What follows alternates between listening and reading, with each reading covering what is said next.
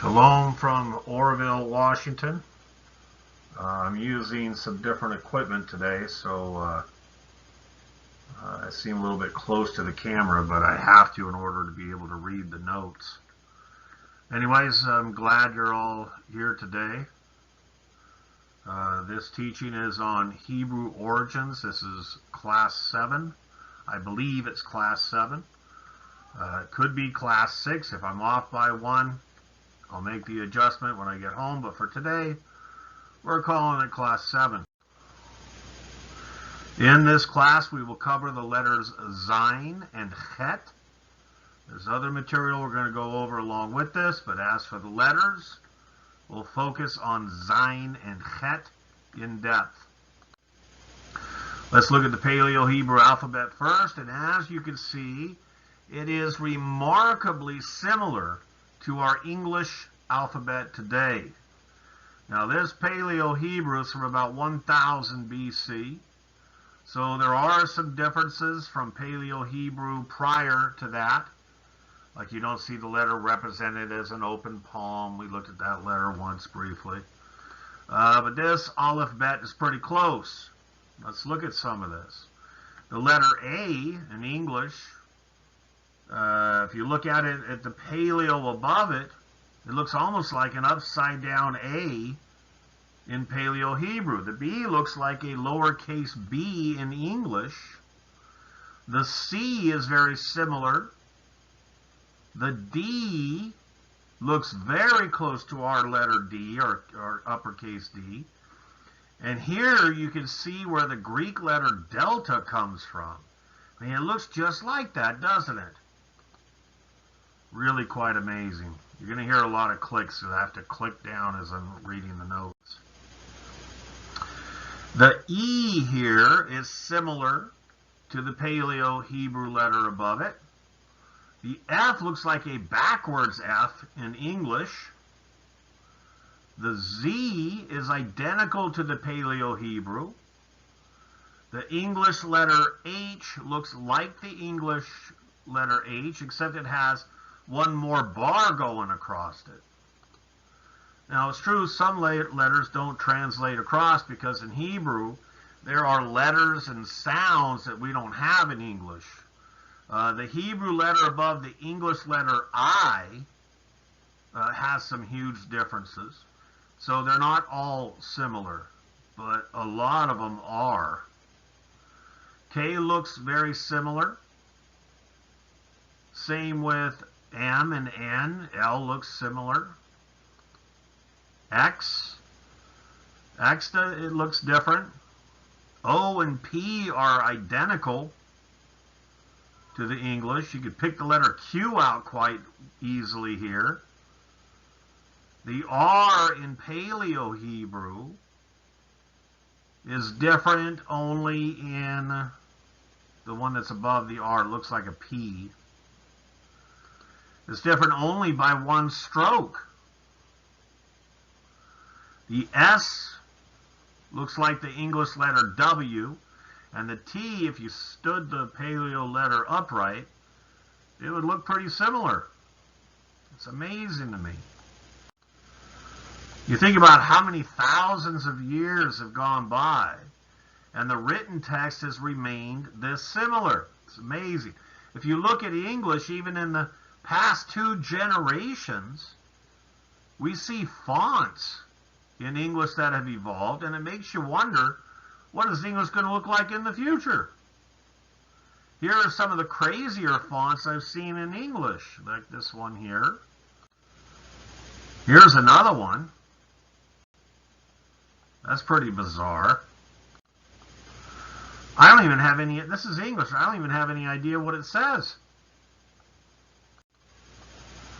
Then, of course, there's this. This is Braille. What if that gets lost somewhere in the next 2,000 years and then somebody discovers these dots? They're going to think it's like cuneiform or something. Not to mention computer code like this. There's also JavaScript. I know this language. Here's ActionScript. I also know this one. But these computer languages still use mostly English letters. You just have to learn what these letters mean when they're placed in various positions. But, you know, as the world moves on into these computer languages, some English words can and have gotten lost. Just the English words. Like this one, an example would be the word spam. There are kids today that don't even know where that word comes from. Today it means junk mail, but where did it originate? Well, the older generation remembers that spam was this canned pork product. It was junk meat. Junk mail, junk meat. Now, though, I bet the older generation doesn't even know where the word spam came from originally. Well, the word spam is actually an acronym, which is Special Processed American Meat. It's special, all right, and you got to be a little bit special to eat it. Back to Paleo-Hebrew. So let's look at some of the letters we covered just briefly here. Then we'll look at some letters that we haven't done yet. So we did Aleph, that's the head of an ox. It means strong or authority, power, leader. Al is the name of it in the ancient Paleo. So these they don't have the same names even. And the sound, of course, is ah.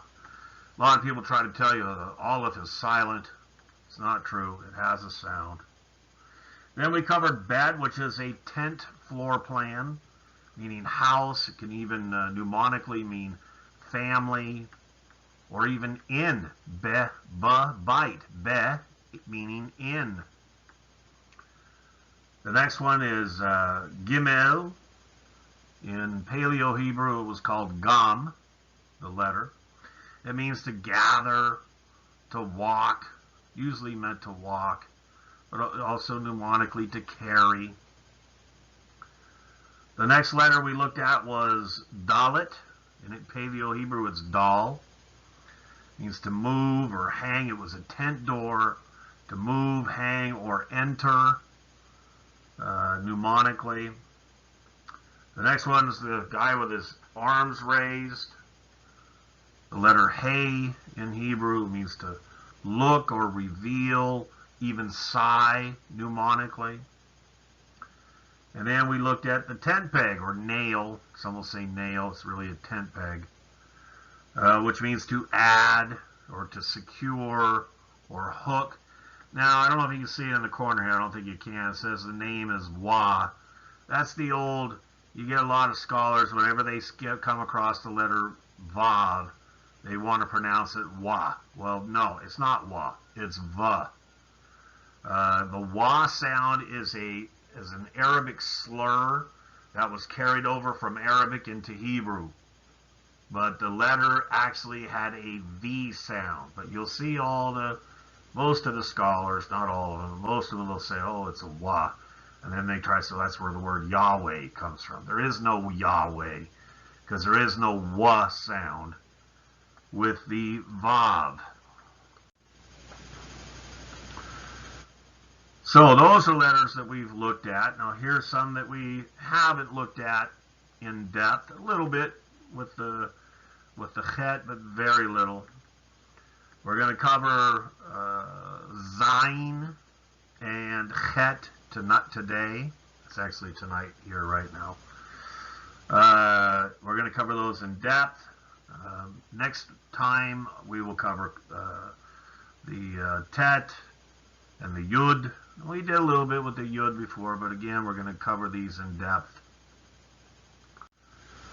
So the letter we're starting with now is Chet. Chet. Let me go back one. Oh, it won't let me go back. Okay, Chet. And what it is a matic. A matic. And here's the idea of it. You see the paleographic letter here. Can I do the laser pointer? Here's the paleographic, and this is the idea where it comes out like this. It goes down here. This picture is a little bit better, kind of shows what the ancient Matic looked like. And that's what the letter means, literally, Matic.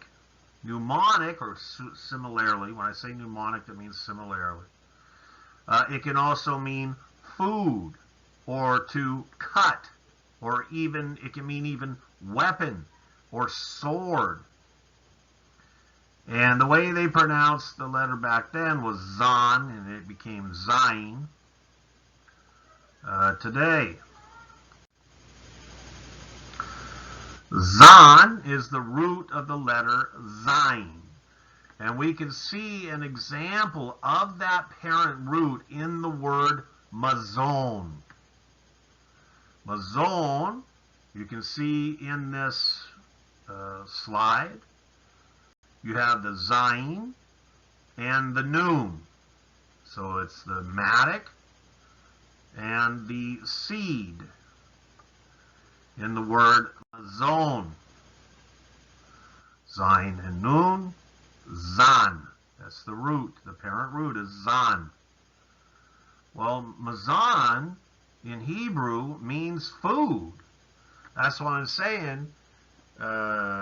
It's got this mnemonically, the Matic, you break up the ground and then you plant your seeds, right? Then from that comes the wheat, the food. And that's where the word mazon, that's what it means, is food. The letter of the pictograph that looks like a Matic means food. That's where we get the Hebrew word mazon from. So simply, we say the letter Zayin is a pictograph of a Matic. And the Matic represents food. Now, let's look at the evolution of the letter Zayin. So the oldest recorded letter that we have of the Zayin, or Zan, as it was called back then, is from the Canaanites. It's not until 500 years later that we have a recorded Hebrew script of the letter Zayin. Hebrew is the oldest language in the world, but that doesn't mean we have examples for each letter predating any other letters we have from other languages. Just because we have a Zayin, the oldest Zayin goes back, what is it here, 1500 BC. That doesn't mean we can't find a Canaanite letter that represents the Zayin, that in their language, that's older. This just means this is all we got. And I wish more Bible scholars would think like this, because it would answer some of their problems with when they say, okay, the New Testament was written in Hebrew. They go, oh, can't be. It's in Greek. That's all we have. Well, so what if it's all we have? What does that mean? That don't mean nothing. Same thing with these letters. Just because we have a Zayin that goes back to 1500, and we have a Canaanite letter of their letter representing Zayin, it doesn't mean that the Canaanite language came first, does it? It just means this is all we found. We are so limited in what we have found in archaeology. Archaeology isn't even that old. It goes back a few generations, that's it. There was no archaeology prior to that. So, anyways, crazy. But here's one thing that I found that was very interesting about this letter. It's that it seems to have evolved in reverse. It looks more like a Matic here in 100 BC than it does back in 1500 BC. the ancient Matic. If I was to guess, I'd bet that in Proto-Paleo Hebrew, I mean like what Adam and Eve spoke, I would bet the kind of Hebrew we don't even have anymore. I would bet you that the letter they used for Zion probably looked more like this. Very simple, just zook, zook. That's probably what the original Zion looked like. It's just a guess. So we can also see here how the Southern Arabic letter down here, how it looked. It actually looks more like the very next Hebrew letter that we're going to look at, the Chet. We'll look at that letter after we finish with this one, but that's what that looks like.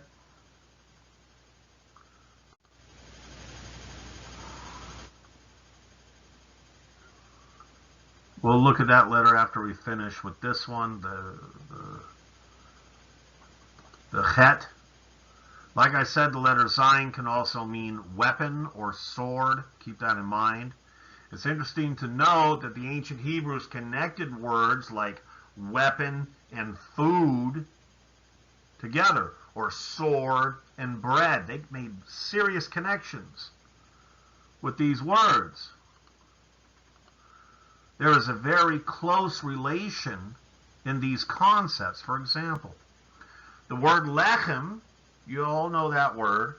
The word lechem in Hebrew means bread.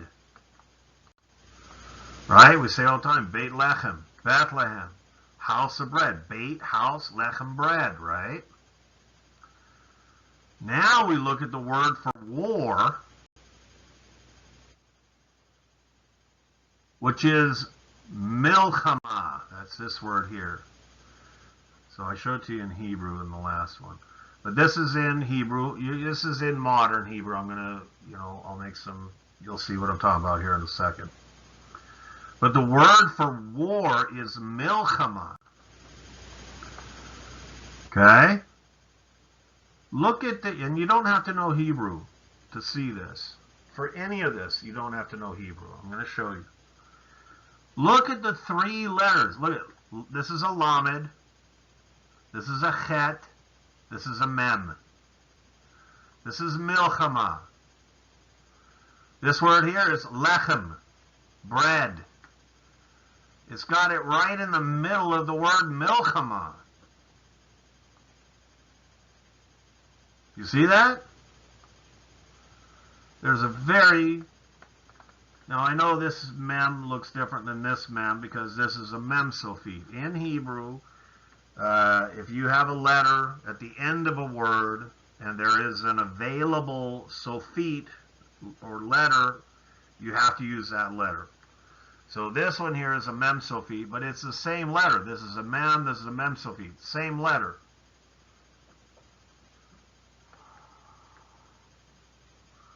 The bottom word has a mem sophete at the end. In Hebrew, if particular letters are used at the end of a word, you have to use a sophete.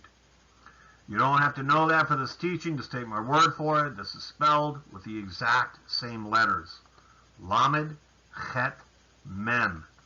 So you got to wonder, why are food and war so closely related? Because it was a part of life back then. If you didn't fight, you didn't get to keep your food. It's not like it is today. Back then, Israel was surrounded by the enemies of Hashem. If the Jews would have said, oh, come take whatever you need. We love you so much. We love our neighbors. The enemies would have taken everything. And our women and our children would have starved to death.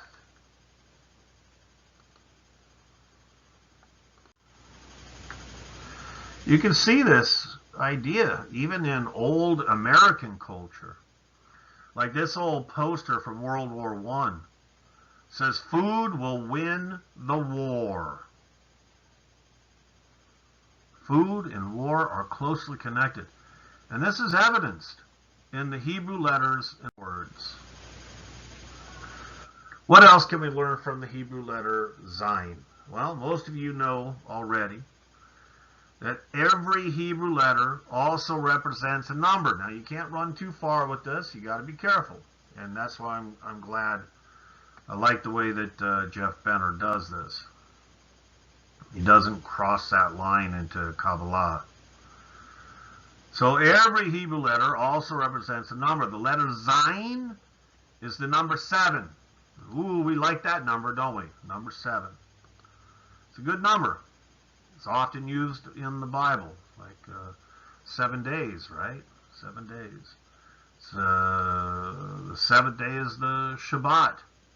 Also Shavuot, right? It's the 7 of sevens. The 7 of 7 weeks. Tishri is the 7th month of the year. That makes it the week of months. The Shemitah, the 7th year for the land to rest. The Yovel, the Jubilee. The week of weeks of years.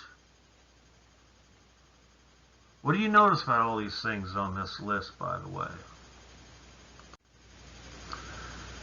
They are all units of time. How do you say time in Hebrew? Our Hebrew students might know that. Zman.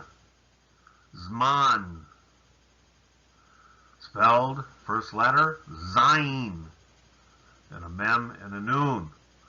These are all symbols. If you look at it there in the paleo, you got the Zayin, which is the matic. The mem, here I'll show you, here's the matic. The mem is water, and of course the nun is the symbol for a seed or seeds. That's the Hebrew word Zman, which means time. We use it all the time. We ask, what time is it in Hebrew? So we use this word quite a bit. All symbols of agriculture and representative of the harvest and segments of time. The Zayin itself represents the number 7 used in the agricultural process. It's all there in the Hebrew. It's all there in the word itself if you look at it. Zman. The letter Zayin can also be representative of how Hashem protects us. He is our sword. He is our Zayin. This understanding passed from the Paleo-Hebrew into the modern Hebrew. The Zayin in modern Hebrew is made to look like a sword. Here, I'll show you. This is the modern, when I say modern, it goes clear back to the time of Yeshua. I'm saying not the Paleo-Hebrew. But when they took the Zayin from the matic and made it into Aramaic script, they made it look like a sword because they knew it represented power, it represented authority, and so they made it to look like a sword. That's where the Hebrew letter Zayin in script came from. So it's passed down into Paleo-Hebrew, into modern Hebrew. The Zayin is made to look like a sword. So that's the letter Zayin. Now we're going to look at the letter Het. Now that's the one right below the matic in this picture. So it's this one. It is a tent wall. We talked a little bit about it before. We talked about the word achi, okay? A strong wall. So het means wall. It can also mean mnemonically outside, divide, half. We're going to talk about some of this. And it is a het. So it's a little bit back in the throat. Het. It means wall. On this slide, you can see it better.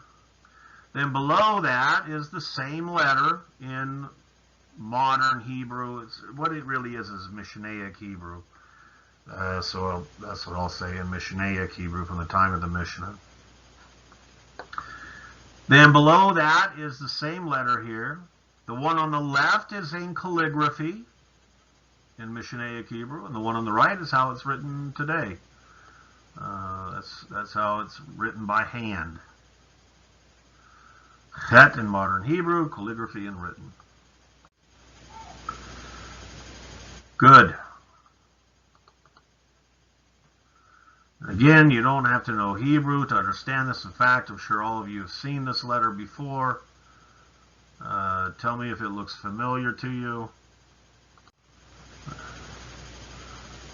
You've seen this, right? That's the letter. You've seen it. Chet. This is a chet with a yud, which means chai.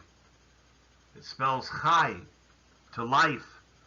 That's a very popular necklace that many Jews wear. There's Elvis. He used to wear them quite often. Elvis was Jewish. Here's Lindsay Lohan. She's wearing one too. I'm not saying these are good people. I'm just showing you how popular the symbol is. So back to the chet. The number it represents in Hebrew is the number 8. Each letter has a number. You just can't go too crazy with this. And we know some numbers have significance, right? We all know the number 3 and 7 has some significance in Scripture. You know, we have 3 for the triune Godhead. 7 is number of completion. But the number 8 is a big one for the Jews as well, not just 3 and 7. You know, for example, we're circumcised on the 8th day. And there we have the international symbol for circumcision, a chef cutting the banana. Shmini Atzeret. That's on the 8th day. Not on the 8th day of Sukkot, but the 8th day of the 2 holidays, of the set of holidays. It's a big deal. Hanukkah is also 8 days. Now, just a quick side note about Hanukkah. I'll get back to the number 8 in a minute, but this hit me last night, and I wanted to share this. We used to have a member who used to attend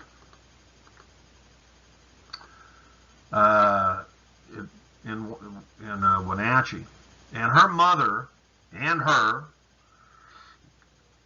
started making a big stink about Hanukkah. And they said, we shouldn't be lighting the Hanukkah because the whole story about the oil lasting for 8 days was a myth. And we shouldn't be perpetuating a lie, she said. They both said that. And I talked to them about it, and I knew where this was coming from, but they wouldn't let it go. They kept spreading the rumor, so it actually led to me telling them goodbye. You know, everyone can think whatever you want, you know. But you can't spread it around or scoff at it when I'm talking about it and so on. Anyway, I thought of a good comeback for this last night. As you already know, Hanukkah is a second Sukkot. So lighting an oil lamp for every day of Sukkot, and then again for Shmini Atzeret, you know, it's its own holiday, lighting the candles, that wouldn't pose a problem.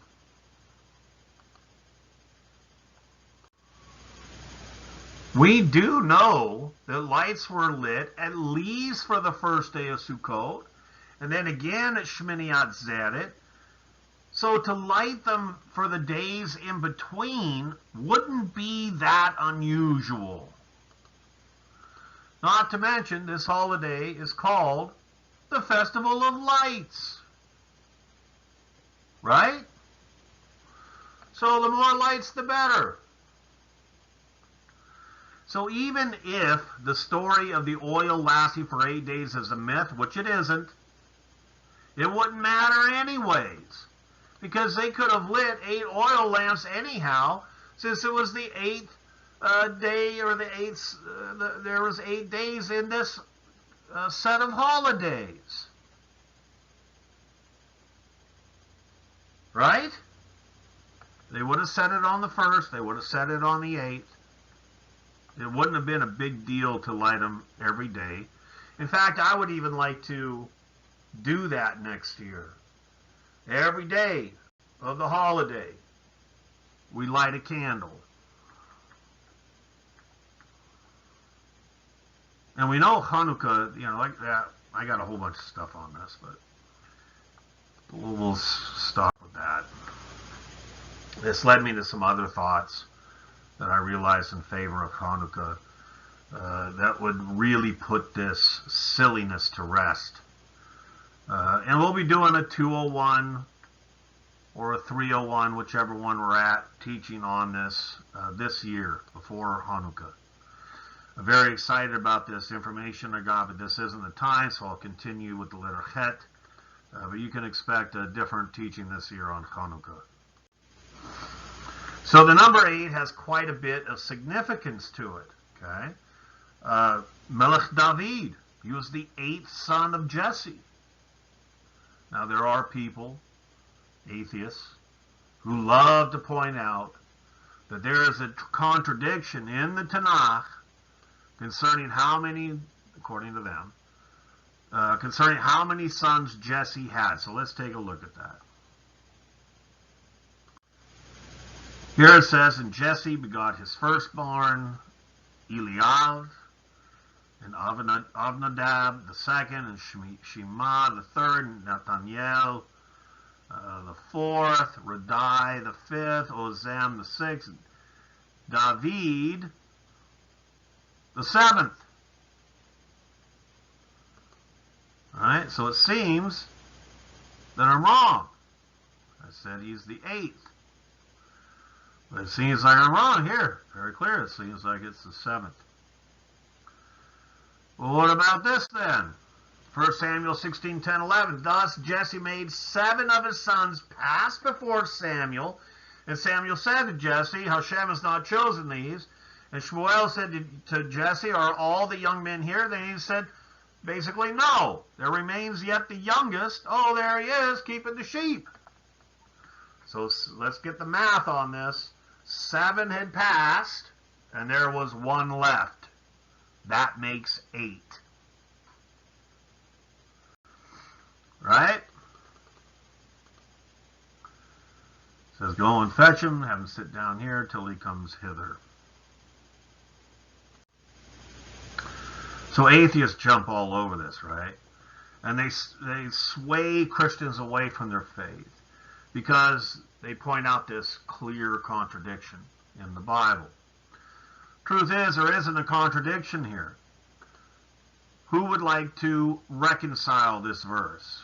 You there in the front. Oh, that's right. This is a recording. I can't see you. This is all recorded. So let me give you the answer. One of the brothers was killed. From one account to the next account, one of them died. Remember, these brothers were in Saul's army. They were soldiers. So one obviously died. Well, where does it say that? It doesn't have to be written in order for it to be true. The atheist can't prove that one didn't die. And frankly, that's enough for me right there.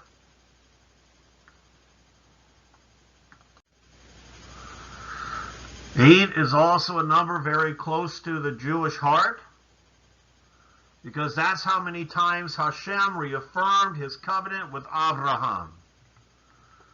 Which, by the way, if you count the animals here, you know this story, right? Where this picture, that goes with this picture. If you count the animals in the story where he cut them in half and he made the covenant, he cut a covenant with Hashem, right? So he took a cow, a goat, and a ram, cut those all in half. So that's 6, right? And then the 2 birds. Well, if you read in the story, it specifically says he did not cut in half the birds. So you got 6 pieces and 2 birds. Comes to the number 8. Now, I'm not sure that that was significant, but it very well could have been. It wouldn't surprise me, because that would add up to 8. Circumcision's on the 8th day, right? Cutting a covenant. This sounds too close to not mean something. I'm not saying it does, but it sure seems like it. So what else can we learn about the letter Chet? Because it represents a wall, and there was a wall in the middle of the tent that divided the boys from the girls, or the parents from the children, we understand it to be in a wall, and it can mean also half or even divided. It was the wall that divided the tent.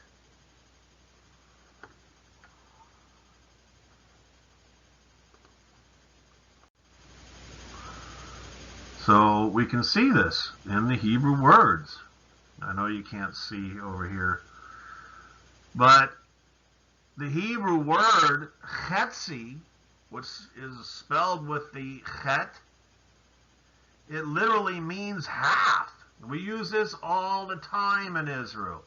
Chetzi kilo bavakasha. Chetzi, I bet even Peggy might even remember me using that, because whenever we went shopping, almost everything I buy is in half a kilo. So I say chetzi kilo, chetzi kilo. Chetzi means half. We see this letter also being used in the word division. It comes from this word. We see an example here. So here it says shalom vehu, who is he? He is he, who is he is she, right? Vehu binah, you know that word, binah. We even talked about when Adam and Eve, in the beginning, it says that Adam was made or formed. And then it says that Eve was binah. She was built.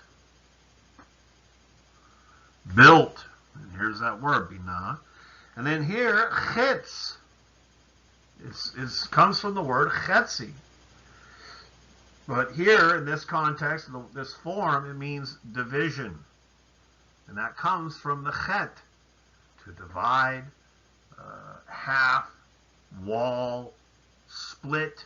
These kinds of words, they're going to have the chet in them. Do you understand? This is taken from Ezekiel 13:10. Shalom vehu binah chitz. Good. So, those are the 2 letters that we're covering. So not only is our alphabet so closely related to Paleo-Hebrew, so are our words, many of our words. Now, we talked a little bit about this. I want to go a little bit deeper.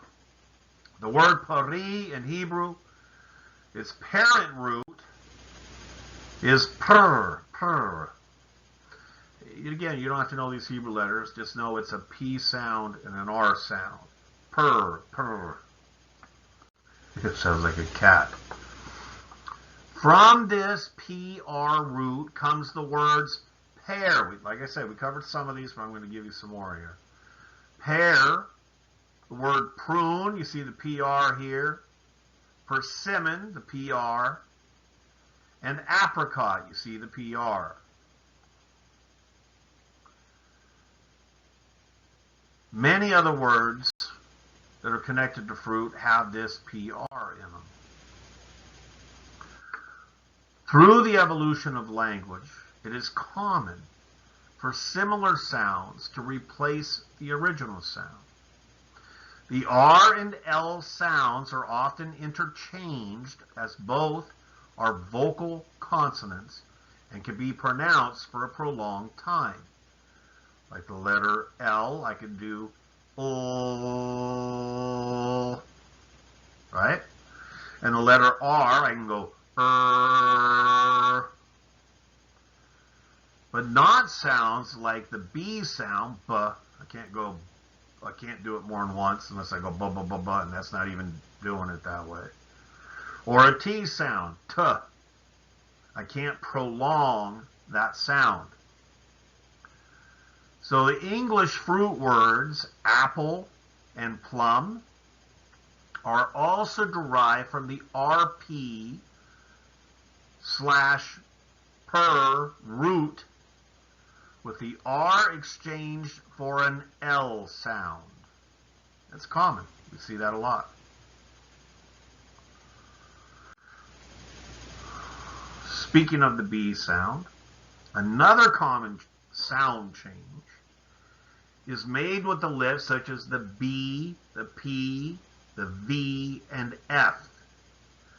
The English fruit words berry and fruit are also derived from the par root, with the P exchanged for a B and F sound. In addition, letters will sometimes change position, such as the fruit word grape and ripe. So that it's the same letters, they're just being, how do I do that? They're just being switched this way, those two words.